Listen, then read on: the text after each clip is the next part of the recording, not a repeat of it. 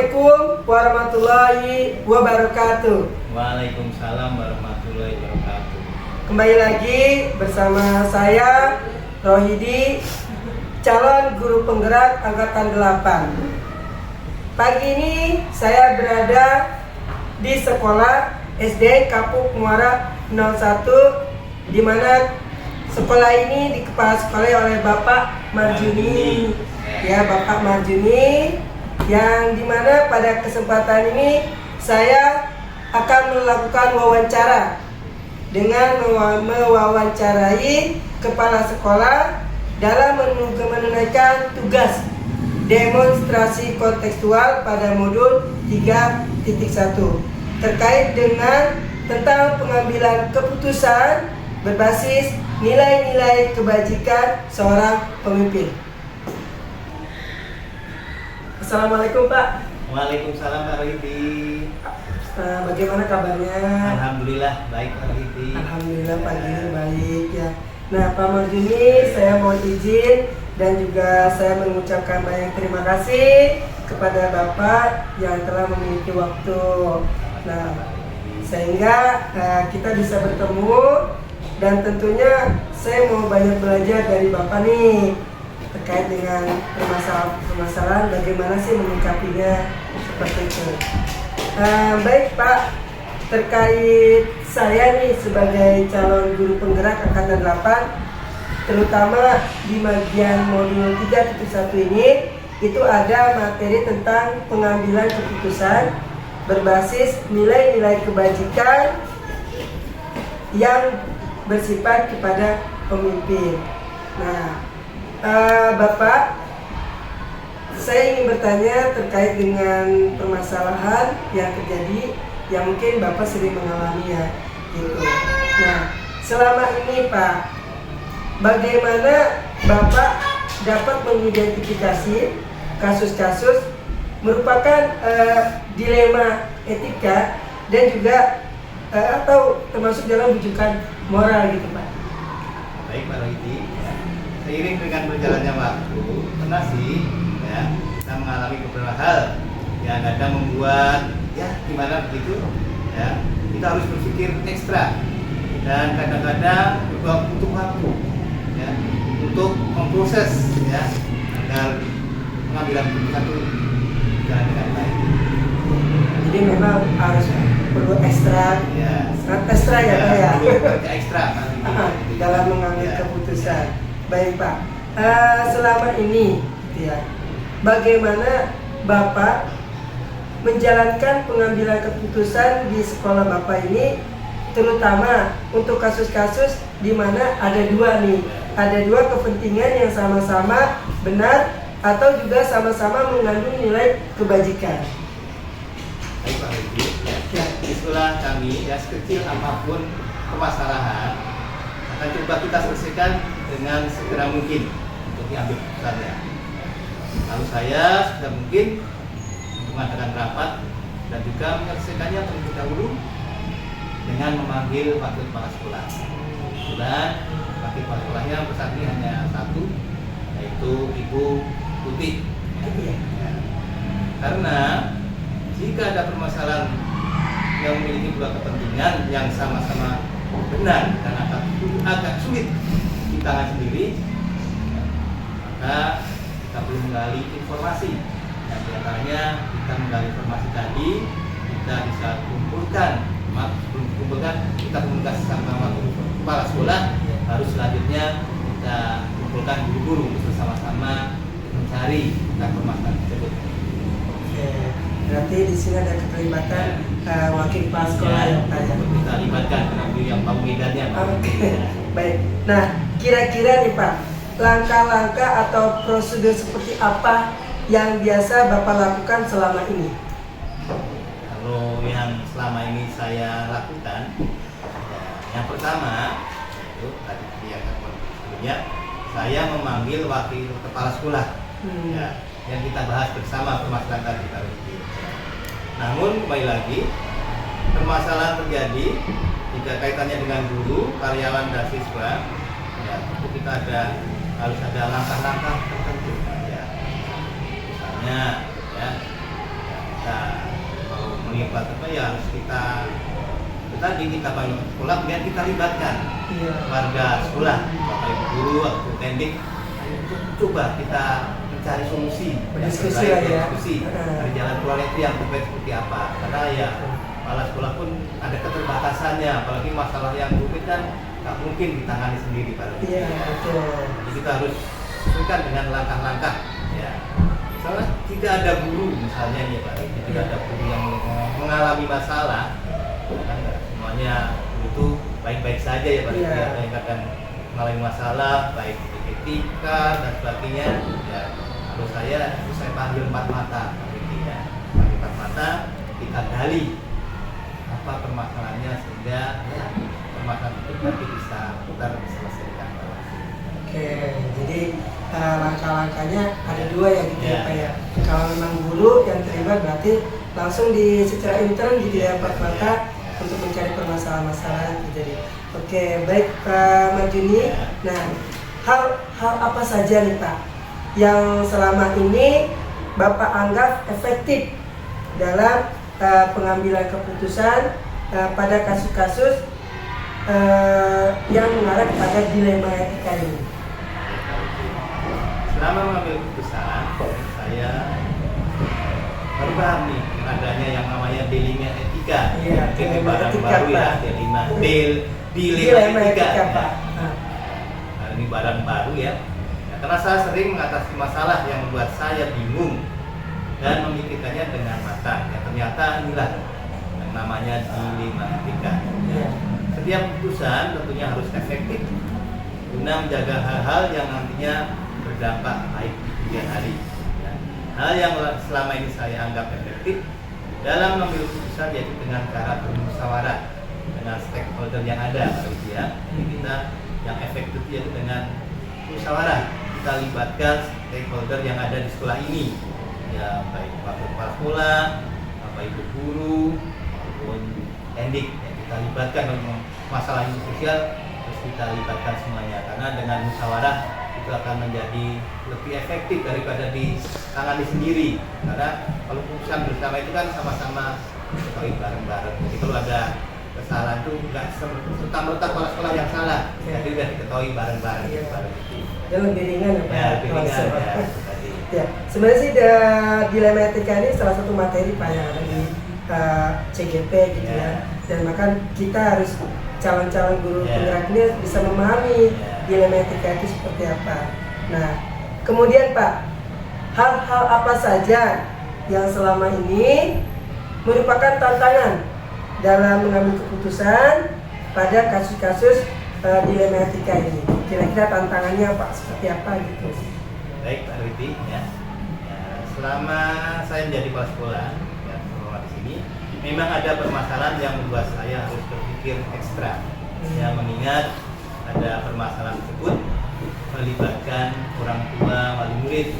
Itu juga ada permasalahan yang agak pelik, jadi melibatkan orang tua murid. Ya.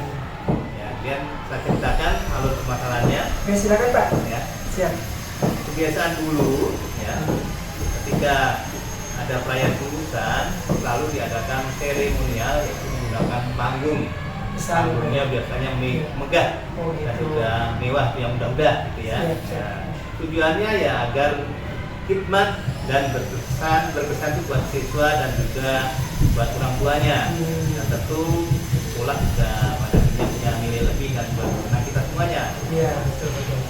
Kegiatan ini sebetulnya sudah dirancang dari awal semester 1 pun sudah dirancang oleh komite kelas ya secara bersama-sama ya, dan sudah dirapatkan juga ya, antara komite kelas dengan guru kelasnya, wali kelasnya dan selanjutnya masing-masing dari guru kelas atau wali kelasnya sudah melaporkan juga kepada pihak sekolah. Nah, namun ini ada dilemanya. Iya, dilemanya nih. Dilemanya apa? Memang sudah dipersiapkan tiba-tiba nih Pak Rohiti ya. Siapa? Ada kebijakan pemerintah tiba-tiba di akhir ya, mau kelulusan itu ada larangan. Ya, itu larangan adanya kegiatan pelepasan siswa kelas 6 dengan memungut biaya. Jadi tidak ada Ada lagi pungutan. Nah, itu tadi dilema yang sangat-sangat sedang tidak boleh menyelenggarakan acara perpisahan tadi. Iya. Berarti dilemanya ini ada rasa kasihan ya. Jadi bahkan tidak boleh ada kegiatan apapun terkait perpisahan kelas 6. Nah, di sini rasa kasihan dan keadilan melawan peraturan. Inilah jadi dilema ITK ketika nih buat kami. Nah, peraturan harus dijalankan, sementara itu anak-anak sudah mempersiapkan bahwa mungkin ya inilah ya adanya yaitu kasihan ya, karena hari terakhir siswa kelas 6 yang harusnya berpisah atau mengadakan perpisahan secara berkesan ya, tapi tidak bisa dilaksanakan ya. Dan tidak adil jika tidak dilaksanakan, mengingat tahun-tahun sebelumnya biasanya dilaksanakan. Inilah ketidakadilnya itu tadi, biasanya sudah dilaksanakan, ini tidak bisa dilaksanakan. Kenapa ya? Karena itu tadi, karena ada peraturan yang tiba-tiba di akhir-akhir menjelang perusahaan ada pemberitahuan atau ya edaran dari dinas untuk tidak melakukan perayaan perpisahan kelas 6. Nah, ya kalau itu kita laksanakan berarti kita akan melanggar aturan yang sudah dibuat oleh pemerintah daerah atau Pemda DKI. Kalau kita langgar, ya, hukumannya buat sekolah itu sangat-sangat berat. Ya, anak-anak kita biarkan senang untuk pesta, untuk perpisahan, tapi kepala sekolahnya langsung ditenteng kira-kira. Ya, itu Pak Riti. Ya, itu. Ya. Oke. Seperti itu Pak Riti. Siap. Jadi itu dilemanya ya Pak, antara ada rasa kasihan, kemudian keadilan, lawan peraturan ya. Nah, itu sangat dilema sekali Pak. Nah, baik Pak. Apakah Bapak memiliki sebuah tata cara atau jadwal tertentu dalam sebuah penyelesaian kasus dilema etika? Apakah Bapak langsung menyelesaikannya di tempat atau memiliki sebuah jadwal untuk menyelesaikannya, bentuk apa gitu prosedur dalam menjalankan permasalahan tersebut Pak? Baik Pak Riti ya. Jadi jika ada masalah yang menimbulkan dilema etika tadi, ya biasanya ya kalau bisa saya selesaikan hari itu juga. Kalau sepanjang itu saya bisa selesaikan. Tapi sekiranya masalahnya itu agak rumit, sangat rumit, kita diskusikan dulu ya sama wakil kepala sekolah. Ya, kalau perlu juga kita adakan rapat internal dengan stakeholder yang ada di sekolah. Jadi intinya kalau ada permasalahan yang dilema tadi, sekiranya itu tidak berat, langsung kita selesaikan hari itu juga. Tapi kalau secara dirasa agak berat, coba kita diskusikan sama wakil. Kalau dirasa masih sulit lagi, kita libatkan stakeholder yang ada di sekolah. Ya. Jadwalnya ya itu tadi, kalau jadwalnya ya kita nggak bisa menjadwalkan secara rutin, nggak bisa, karena kan munculnya itu tidak bisa diperkirakan di kapan dilibat tadi akan muncul. Jadi ya ketika muncul kita selesaikan, kalau nggak bisa sendiri kita libatkan wakil, nggak bisa wakil kita libatkan semuanya yang ada di sekolah. Jadi kembali lagi permasalahannya kasusnya ya, kalau memang kasusnya tidak terlalu berat, ngapain sih dibuat jadwal, langsung aja pada saat itu dia eksekusi ya Pak ya. Nah tentunya juga dengan melibatkan kepala sekolah dan stakeholder yang ada di sekolah itu. Mungkin kalau kasusnya berat, nah itu mungkin ya menggunakan beberapa waktu lah ya untuk bisa karena kita mencari informasi, mengumpulkan data-data dulu biasanya ya Pak ya. Ketika data-data terkumpul, baru kita menyelesaikan masalahnya. Gitu. Nah baik Pak, adakah nih Pak seseorang atau faktor-faktor yang selama ini mempermudah atau membantu Bapak dalam mengambil keputusan? Jadi orang-orang yang terlibat dalam mengambil keputusan apa ini ada gitu? Ya, yang jelas ada Pak Riti. Ya. Di sekolah ini saya anggap misalnya yang tahu ya keadaannya persisnya. Ya, keadaan sekolah ini, kalau saya maaf, yang bisa bantu saya itu wakil saya. Ya, saat ini yaitu Bu Tuti, karena beliau kebetulan yang terbangnya sekolah ini lama, ya, beliau lah yang saya suruh membantu kalau ada permasalahan seperti itu. Tapi kalau beliau sudah nggak sanggup, saya cari yang lain, guru yang senior juga yang bisa membantu tersebut Pak Rudi. Oke. Ya, jadi tetap ada lah ya Pak. Tetap ada, tetap ada yang mungkin bisa wakil pas sekolah atau juga guru-guru yang mungkin bisa dianggap senior juga ya. Gitu, Pak. Nah, baik Pak. Ini kayaknya pertanyaan terakhir nih, Pak. Nah, dari semua hal yang tadi telah disampaikan Pak, pembelajaran apa yang dapat Bapak petik nih dari pengalaman Bapak dalam mengambil putusan dilematika ini Pak? Ya, buat saya ini sangat berharga sekali tentunya Pak Rudi ya.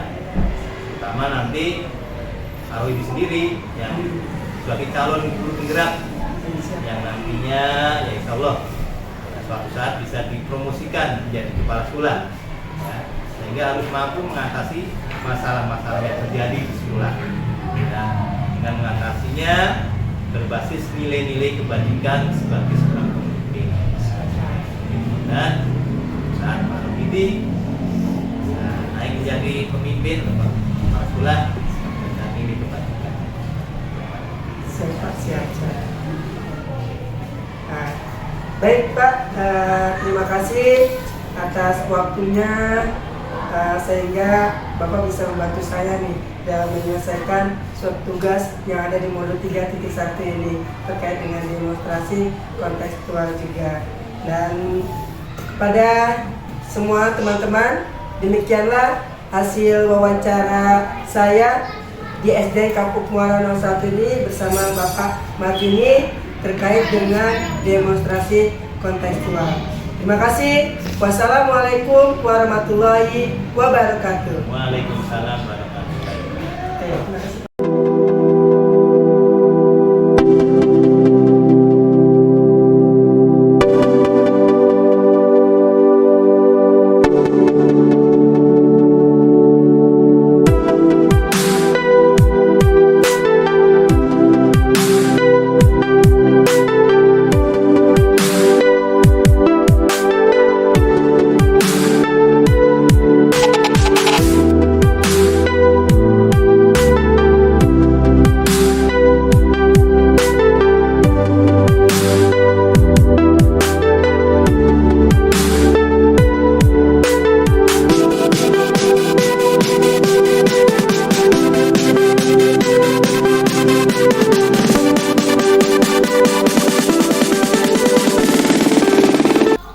Assalamualaikum warahmatullahi wabarakatuh. Kembali lagi bersama saya Rohidi, calon guru penggerak angkatan 8. Pada pagi ini saya berada di sekolah SDN Pejagalan 09 dengan kepala sekolahnya adalah Pak Udin Suryana. Nah, pada kesempatan ini saya akan melakukan kegiatan wawancara dengan mewawancarai kepala sekolah dalam menunaikan tugas demonstrasi kontekstual pada modul 3.1 terkait tentang pengambilan keputusan berbasis nilai-nilai kebajikan sebagai seorang pemimpin. Baik Pak, Assalamualaikum warahmatullahi wabarakatuh. Waalaikumsalam warahmatullahi wabarakatuh. Bagaimana kabarnya Pak pagi ini? Alhamdulillah baik. Alhamdulillah baik ya. Nah, Pak Udin Suryana, saya mohon izin dan juga mengucapkan banyak terima kasih karena Bapak sudah meluangkan waktunya sehingga saya bisa bertemu dan banyak belajar nih dari Bapak terkait dengan permasalahan-permasalahan atau kasus-kasus yang ditangani oleh kepala sekolah. Nah, baik Pak. Terkait saya juga sebagai calon guru penggerak angkatan 8, tentunya di bagian modul 3.1 ini tentang demonstrasi kontekstual terkait dengan pengambilan keputusan yang berbasis pada nilai-nilai kebajikan. Nah, Bapak, saya mohon izin ya bertanya beberapa hal. Yang pertama nih Pak, selama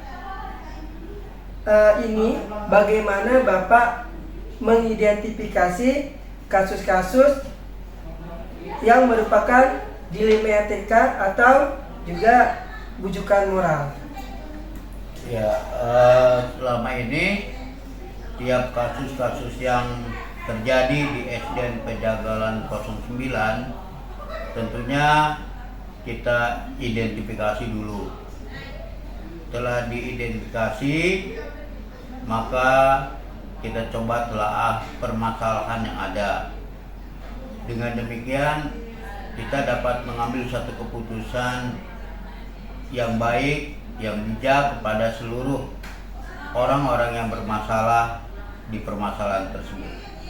Ya, artinya memang perlu diidentifikasi terlebih dahulu ya Pak, Ya, sebelum perlu. memutuskan. Hmm. Baik Pak, bagaimana Bapak menjalankan dalam pengambilan keputusan di sekolah Bapak, terutama untuk kasus-kasus di mana ada dua kepentingan nih Pak, atau ada kesamaan yang benar dalam mengandung nilai-nilai kebajikan tersebut?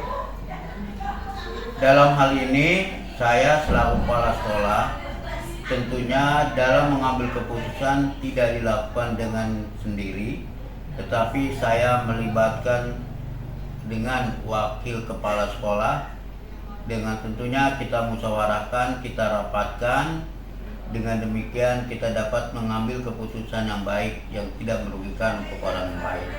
Oke, artinya tidak semata-mata kepala sekolah sendiri ya Pak ya, artinya bisa melibatkan.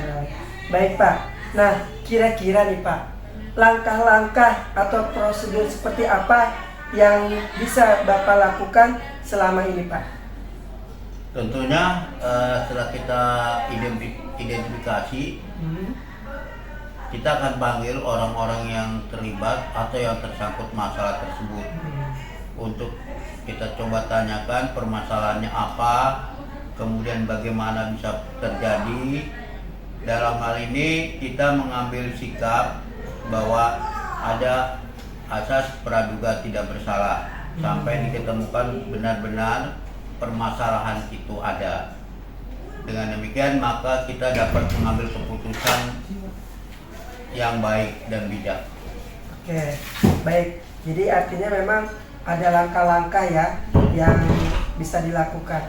Nah, baik Pak, selanjutnya nih Pak, hal apa saja nih yang selama ini Bapak anggap efektif ya dalam pengambilan keputusan dalam kasus-kasus dilema etika ini?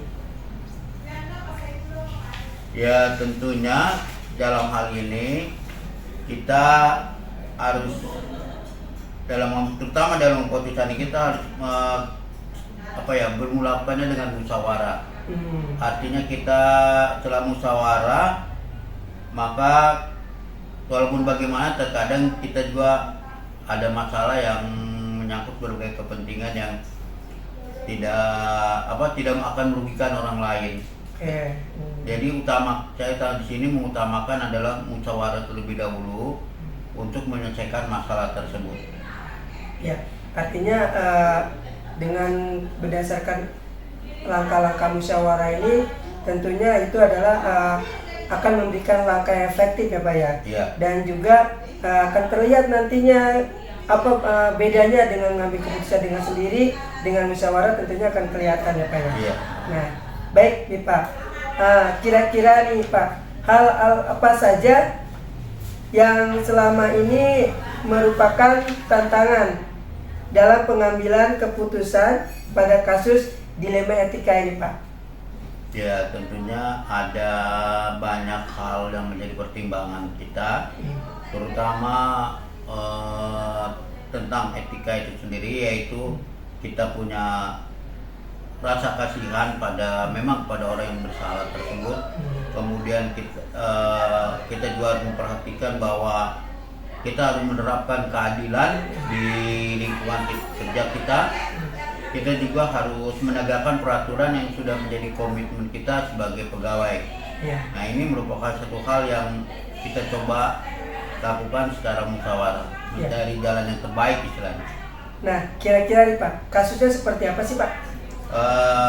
Dalam hal ini mungkin kasus yang terjadi di SDN Pejagalan 09 itu tentang adanya seorang guru yang selama ini memang cukup diandalkan karena kemampuan dalam mengerjakan hal-hal yang berhubungan dengan IT, dan juga sering membantu kepada guru-guru yang memang sudah senior yang kurang memahami IT tadi.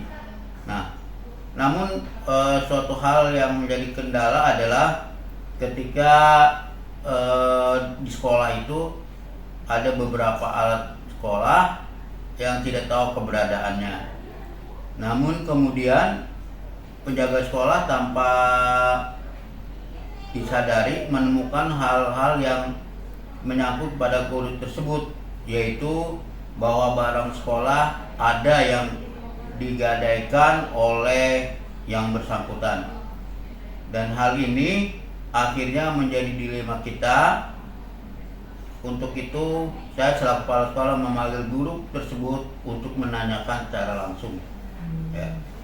Ya, artinya memang dilema etikanya ini terutama ada pada rasa kasihan ya Pak ya. Iya. Ada rasa kasihan, kemudian juga adanya keadilan juga, serta peraturan yang ada di sekolah tersebut. Iya. Ya. Nah, Assalamualaikum. Bapak.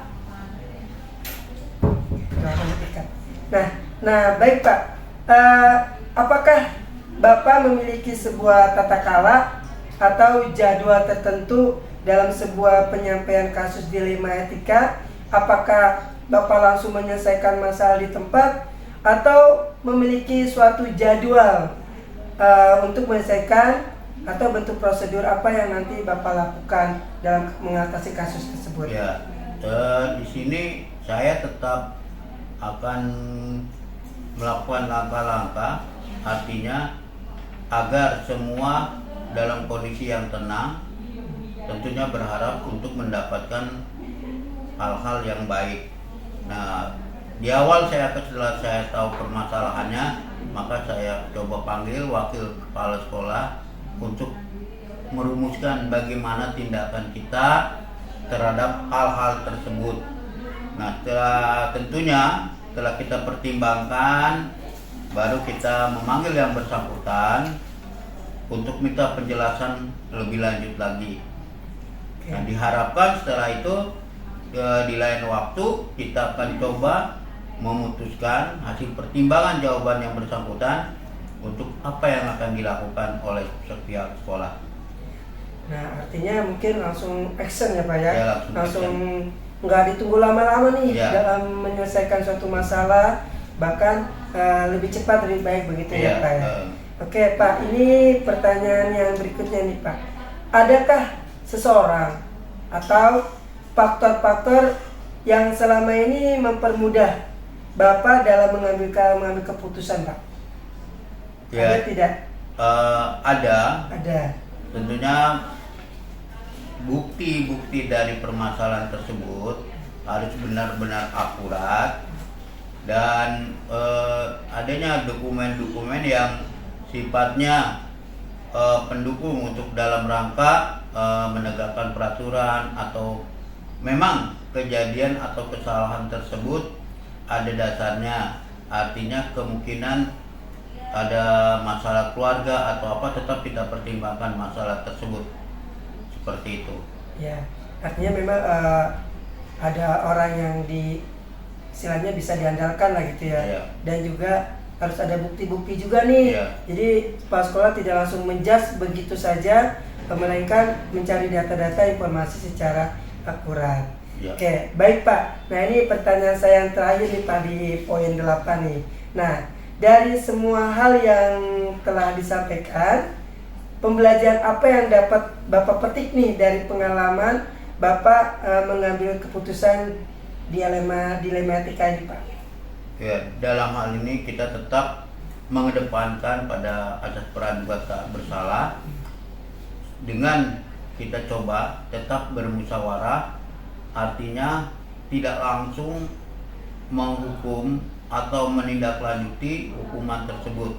Kita harus tetap ingin tahu apa yang menjadi dasar dari hal itu bisa terjadi, sehingga ke depannya tidak akan ada lagi orang-orang yang melakukan hal seperti tersebut dengan semaunya. Artinya pihak sekolah juga tetap mengidentifikasi kepada barang-barang yang dipegang oleh guru, sehingga keberadaan barang-barang tersebut dapat kita ketahui keberadaannya di mana dan oleh siapa barang tersebut dipegang. Oke, jadi tentunya setiap kejadian-kejadian yang terjadi itu direfleksi, dievaluasi, bahkan ditindaklanjuti ya, terkait terutama barang-barang milik sekolah nih, kira-kira apa saja didata, kemudian penggunanya oleh siapa saja. Nah, itu sebagai tanda bukti kita ketika nanti terjadi sesuatu yang tidak diinginkan ya Pak ya. Oke, baik Pak Udin, terima kasih atas waktunya, sangat luar biasa sekali sehingga saya menjadi paham benar bagaimana mengatasi suatu masalah terutama pada kasus ini ya Pak ya. Gitu. Dan harapan saya buat kita semua sebagai calon pemimpin tentunya bisa mengatasi masalah ini dengan baik. Baik Bapak dan Ibu semua, demikianlah wawancara saya dengan Pak Udin Suryana selaku Kepala Sekolah dari Pejagalan 09 terkait demonstrasi kontekstual modul 3.1. Terima kasih Pak Udin Suryana, sehat selalu. Wassalamualaikum warahmatullahi wabarakatuh. Waalaikumsalam warahmatullahi wabarakatuh.